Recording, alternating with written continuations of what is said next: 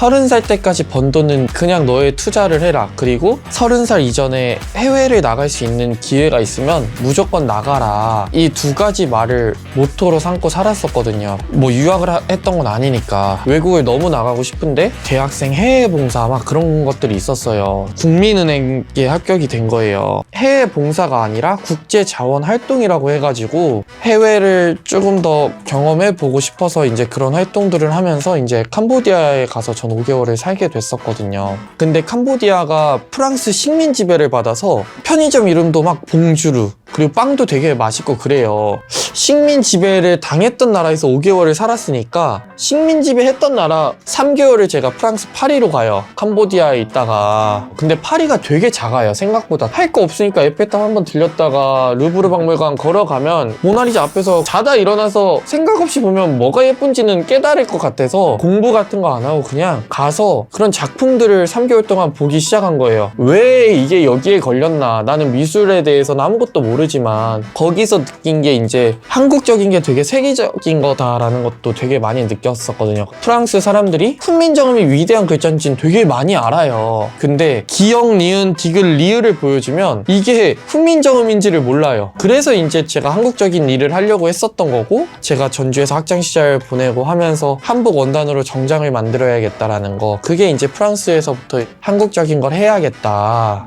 한국에 한번 들어왔었거든요. 프랑스 가기 전에. 근데 전주 한옥마을이라는 게 사실 상업지구가 많지 않다가 되게 상업화된 곳이거든요. 원래 떡갈비집들이 있었던 데에서 이제 전통 한복을 대여를 해주는데 처음 나왔을 때 1시간에 막 5만 원 막 그랬었어요. 제가 외국인들한테 물어봤어요. 너는 한복을 왜 빌려서 입냐? 물어보니까 한복 원단 진짜 예뻐서 외국인들이 입는데 불편해서 너는 이렇게 멋진 옷을 안 입고 다니는구나. 저한테 역질문을 하길래 단순하게 생각했을 때 저는 정장이라는 건 외국인 친구들이 19세기부터 지금까지 입는 옷이잖아요. 아, 한복 원단으로 정장을 만들어주면은 외국인 친구들이 더 많이 입겠구나 라는 생각을 하게 된 거예요. 전통 한복은 멋이 두 가지가 있어요. 라인과 원단. 편한 면 소재 가져다가 한복을 만든 게 개량 한복인 거예요. 라인의 멋을 살린 게. 근데 전통 한복의 원단의 멋을 살린 사람이 없던 거예요. 21세기에 우리가 입고 있었던 정장이나 테니스 치마나 라이더 자켓에 비단 원단을 가지고 이제 정장도 만들어보고 테니스 치마도 만들어보고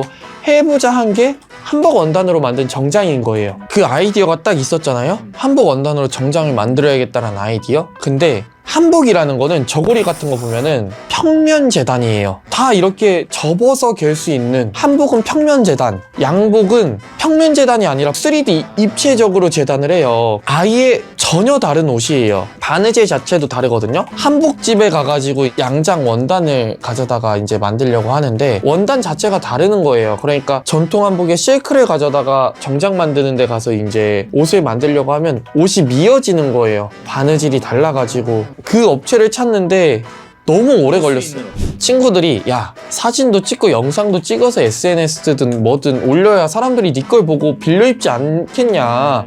그래서 찍게 된 게 그 흑인 모델 그 사진이었던 거고, 그게 갑자기 SNS에서 일주일 만에 좋아요가 2만 개가 눌리면서 뉴발란스라는 브랜드에서 저한테 우리도 같은 컨셉으로 마케팅을 해주세요 라고 연락이 와서, 그래서 한현민이라는 모델이 처음 저랑 이제 뉴발란스 광고를 저희 옷을 입고 찍게 된 거예요. 이렇게 대기업들 마케팅을 하다 보니까 아, 나도 브랜드를 내 걸 만들어야겠다고 하고 이제 8년을 하고, 어떻게 보면은 연예인분들은 이게 기성복이 아니다 보니까 당연히 옷이 이쁠 수밖에 없는 게, 이 분을 위해서 제가 어울리는 원단 가져다가 만들어주잖아요. 그럼 당연히 기성복보다는 예쁠 수밖에 없죠. 정말 많이 입었어요. 진짜 안 입은 연예인이 없을 정도로 트로트 붐이 일면서 미스터 트롯 뭐 영탁씨부터 시작해서 입고, 또 MBC에서 트로트의 민족이라고 하는데 전국 팔도, 이북, 해외 100팀의 옷을 제가 하게 됐거든요. 놀면 뭐하니에서 또 하고, 뭐 광복절 경축식 할 때 김연경 선수도 있고.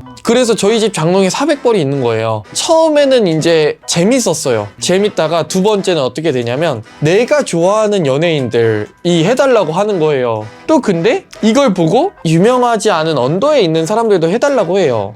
한국을 대표하시는 분들이 이제 많이 있게 됐잖아요. 뭐 방탄소년단 분들도 그렇고 이번에 대통령 개표 방송 할 때도 이제 입게 되다 보니까 뭐 저는 어디 가서 한복 디자이너라고 하지도 않고 저는 여태까지 한 번도 돈 주고 팔아본 적이 없어요. 수익 창출이 목적이 아니었던 거예요. 한국을 알리고 한복을 알리겠다라는 목적. 모든 회사는 수익 창출이 목적이 1번인데 리을이라는 브랜드는 1번의 목적이 수익 창출이 아니라 한글과 한복을 제대로 알리는 브랜드가 돼야겠다 목적을 가지고 이제 브랜드를 시작하게 된 거죠.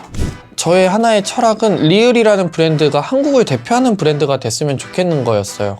루이비통이나 에르메스 뭐 다 팬디 같은 경우에는 로마 이렇게 달아놓고 자랑을 되게 많이 하는데 서울 하면은 딱 떠오르는 브랜드가 혹시 있으세요? 한국을 대표하는 명품 브랜드를 만들어야겠다라고 리을이라는 브랜드는 운이 좋게 BTS부터 대통령까지 어떻게 보면은 팔지도 않고 실력으로 입히게 된 거잖아요. 그래서 서울 하면 딱 떠오르는 브랜드 리을, 대한민국 하면 떠오르는 브랜드 리을을 만들려고 브랜드의 가치를 올리는 일을 한 거예요. 그러다 보니까 대한항공이라는 국적기에 기내지가 있어요. 기내지 작업을 리을이라는 브랜드에서 이제 디자인을 하게 된 거고, 삼성전자 갤럭시 S21이라는 광고 모델도 제가 하면서 거기에서 나오는 옷들도 디자인을 하게 된 거고, 이제 문화재청이랑은 5대 궁궐이 있거든요, 서울 안에.